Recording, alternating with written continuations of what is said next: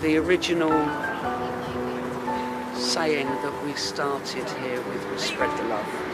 When I moved in here 30 years ago, it was, and as far as I was aware, always had been a bomb site. The house on Dithmer Street was bombed and somebody died.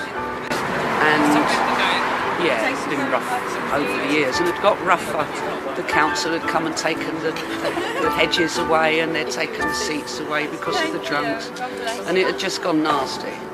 But there was always a chap that lived in the street along there, Arsford, who guerrilla gardened that little corner of it. Developers wanted to develop it into something other than what matched our surroundings, and the whole community, not just us, few little people, but the whole community said no.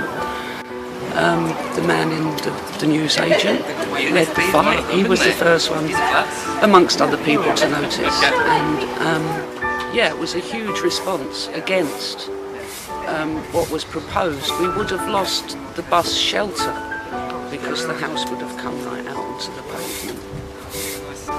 And then the suggestion was, well, instead of just being negative, we don't want this, what do we want?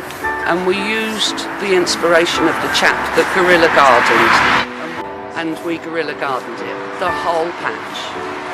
The very first day that we guerrilla gardened, there were 40 people here, and it was just marvellous. And then we went from strength to strength, and we've ended up where we are now, gardening this really outstanding little patch. When I first saw this garden, it looked nothing like this. It was a flat area. Like this was the year before last. I came across it walking along the other side of the road, and I looked over at what was a neglected patch. It used to be council flower beds, and I saw cabbages, and I thought, I've got to go and look at that. And the closer I looked, the more I realised it was actually being cultivated. There were tomato plants as well, and all sorts of other vegetables.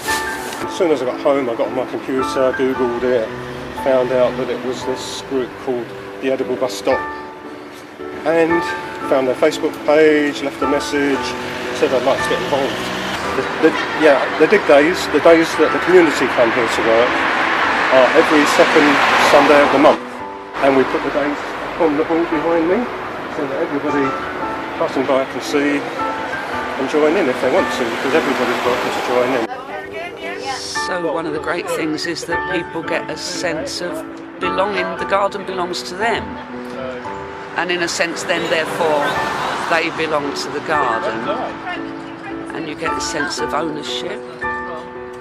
And not ownership, this is mine and you can't have it, the ownership of this is mine and I love it so much I want to share it with you. I think one of the things I like about the gardening is because you get good camaraderie with people. You get various different age groups coming out working here. So you also get to know more people in the area as well, which is good.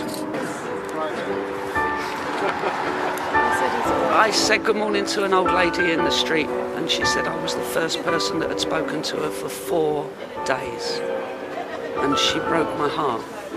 But she went away smiling, and people need relatively little to keep them going for another long time of loneliness. For myself, it's a magical act of reclamation to connect with another person, just to say good morning, for that person to connect back to me.